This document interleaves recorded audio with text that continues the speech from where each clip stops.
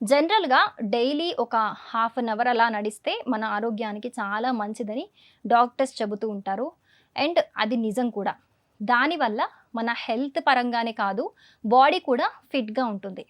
Daily రొటీన్‌లో ఎలాంటి exercise చెయ్యకపోయినా చాలామంది అట్‌లీస్ట్ వాకింగ్ అయినా చేస్తూ ఉంటారు. అలాంటి నడక సామర్థ్యం మన వయసు బట్టి మారుతూ ఉంటుంది. సాధారణంగా వయస్సు మళ్ళిన తర్వాత నడవడంలో ఇబ్బందులు తలెత్తుతూ ఉంటాయి.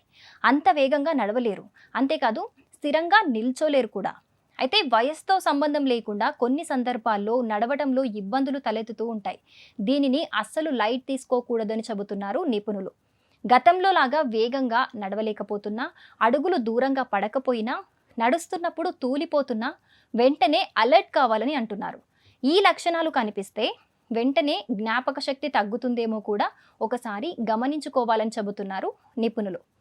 నడక సమస్యలతో బాధపడే వారికి జ్ఞాపక శక్తి, ఆలోచన సామర్థ్యం తగ్గుముఖం పడుతున్నట్టు పలు అధ్యయనాల్లో తేలింది. ఇందులో భాగంగా పలువురిని పరిగణలోకి తీసుకొని పరిశోధనలు నిర్వహించారు. పరిశోధకుల అభిప్రాయం ప్రకారం మనం నడవడం అంటే కాళ్ళ మీద లేచి నిలబడటం, శరీరం తూలిపోకుండా స్థిరంగా ఉండటం ఒక ఎత్తైతే, ఎక్కడికి వెళ్ళాలో, ఎంత వేగంతో వెళ్ళాలో, అందుకు ఎంత పెద్ద అడుగులు వేయాలో నిర్ణయించుకోవటం మరో ఎత్తు. వీటన్నింటినీ మెదడు కొన్ని క్షణాల్లోనే గ్రహించేస్తుంది. వాటిని గుర్తుపెట్టుకొని అవసరమైనప్పుడు తిరిగి జ్ఞాపకం వచ్చేలా చేస్తుంది. అందుకే నడక మన జ్ఞాపక శక్తికి ఒక మంచి కొలమానంగా చెబుతూ ఉంటారు. అందుకే విషయగ్రహణ, జ్ఞాపక శక్తి తగ్గే ముప్పు ఉన్న వారిని గుర్తించేందుకు పరిశోధకులు నడక తీరుపై దృష్టి సారించారు. నడక ఆధారంగా జ్ఞాపక శక్తిని అంచనా వేయొచ్చని చెబుతున్నారు నిపుణులు.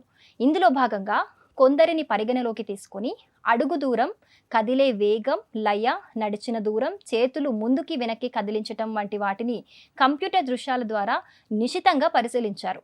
నడిచే తీరులో మార్పులకు జ్ఞాపక శక్తి, ఆలోచన సామర్థ్యం, భాషా నైపుణ్యాలు తగ్గడానికి మధ్య సంబంధం ఉన్నట్టు పరిశోధకులు గుర్తించారు. మరి ఇంకెందుకు లేట్, మీ నడక సామర్థ్యాన్ని ఒకసారైతే పరీక్షించుకోండి. For more interesting videos stay tuned to News chips.